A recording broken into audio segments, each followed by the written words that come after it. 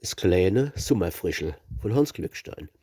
Hat mir's ganze Jahr gezackert, is mir gehörig abgerackert, sehnt man sich noch Sonn und Raste außerhalb vom Stehbaukasten, außerhalb vom Alltagskrempel, wo aufs Leben drückt sein Stempel, wo presst und verkrumpelt, dass man elend zusammenschrumpelt, wo Lust und Spannkraft nimmt, aus'm Herz die Fred kämmt. Kurz, man merkt halt, wo man bes is, dass man fürchterlich nervös is und man sucht im Wonnerbüschel sich e kleines Summerfrischel.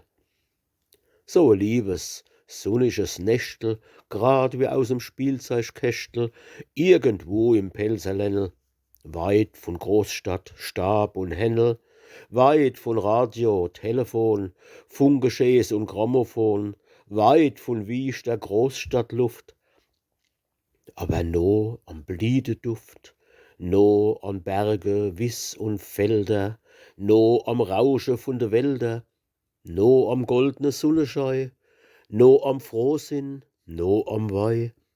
Kurz, me saust auf Engelsflickel in des kleine Summerfrischel.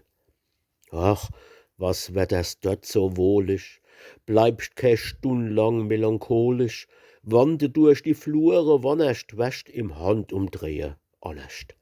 Es schmeckt das Esse, es schmeckt das Rare, es werden glänzig froh die Aare, es Herz des weit sich bei de Weih kann, dass de Frohsinn wieder neu kann, fühlst beim Lüftche schnappe, wie die Nerven zusammenbappe, wann in sore Pelzer Perl bist, merkst ball, dass du noch ein Kerl bist. Kurz, kommst heim wie 'n Junge Igel aus dem kleine Summerfrischel.